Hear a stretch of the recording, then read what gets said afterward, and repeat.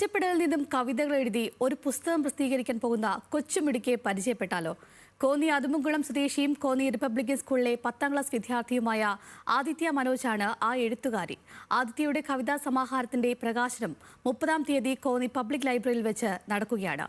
ആദിത്യയ്ക്ക് പറയാനുള്ളതെന്ന് കണ്ടുവരാം. ചുറ്റിലും ആൾക്കൂട്ടം. ആർത്തു ചിരിക്കുമ്പോഴും അവൾ മാത്രം ഒരു മൗനത്തിൻ കടലായിരുന്നു. ആരും കാണാതെ മടക്കി വെച്ച സങ്കടങ്ങൾ, തുരുമ്പിച്ച പെട്ടിയിലെ പഴയ കത്തുകൾ പോലെ ഒരാൾക്കും കൊടുക്കാത്തൊരു പുഞ്ചിരി ബാക്കി വെച്ച് തനിയെ നടന്നു നീങ്ങിയ ഇടവഴികൾ. കാറ്റും മഴയും അവളോട് മാത്രം ചോദിച്ചു, ഇത്രമേൽ നീറാൻ മാത്രം നിനക്കെന്തു പറ്റി? വാക്കുകൾ തൊണ്ടയിൽ കുരുങ്ങി നിൽക്കെ കണ്ണുനീർ തുള്ളികൾ കഥ പറഞ്ഞു. ആരും കേൾക്കാത്തൊരാ നിലവിളി പോലെ അവൾ ആ ഇരുട്ടിൽ ലയിച്ചു ചേർന്നു. എനിക്ക് കൂട്ടുകാരില്ല, എന്നോടാരും കൂട്ടുകൂടാറുമില്ല. ഒത്തിരി സങ്കടം വരും, അപ്പോഴെല്ലാം എഴുതി. അങ്ങനെ എഴുതി ഞാൻ 250-ലധികം കവിതകൾ എഴുതി.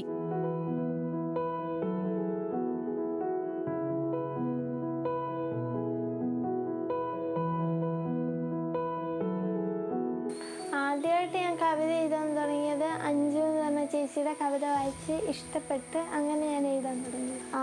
ഫ്രണ്ട്സ് ആരും ഇല്ല, തന്നെ ഉള്ളൂ. വീട്ടിൽ ചേച്ചി ഇവിടെ ഇല്ല, ചേച്ചി ബാംഗ്ലൂർ പോയി. അങ്ങനെ തന്നെ ഒറ്റപ്പെട്ടു പോയിരുന്നു. സ്കൂളിൽ ഫ്രണ്ട്സൊന്നും ഇല്ല, ഞാൻ തന്നെ 3-4 വർഷം കൊണ്ട് ഞാൻ തന്നെയാണ്, കൂട്ടുകാരൊന്നും ഇല്ല.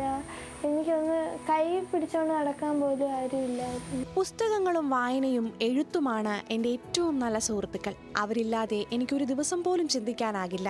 സ്കൂളിൽ ഇന്റർവെൽ സമയങ്ങളിൽ മറ്റു കുട്ടികൾ കളിക്കുമ്പോഴും തമാശ പറയുമ്പോഴും ഞാൻ ഒറ്റയ്ക്കിരിക്കും. അങ്ങനെയുള്ളപ്പോഴെല്ലാം ഒരു പുതിയ കവിത എൻ്റെ മനസ്സിലേക്ക് വരും, എന്നെ ഒറ്റയ്ക്കാക്കാൻ വിടില്ലെന്ന പോലെ.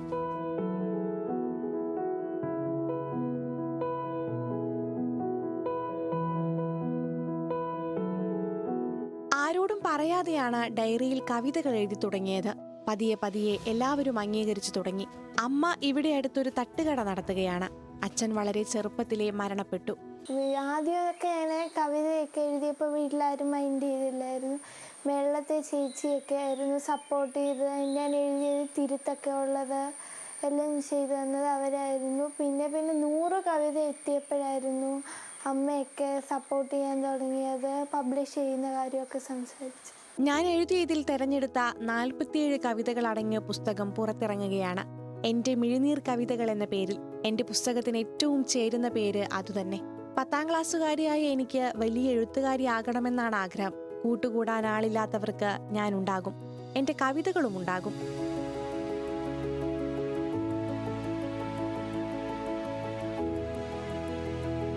ക്യാമറാമാൻ CR ജെറിനൊപ്പം ശ്രീരാജ്, ന്യൂസ് മലയാളം, പത്തനംതിട്ട.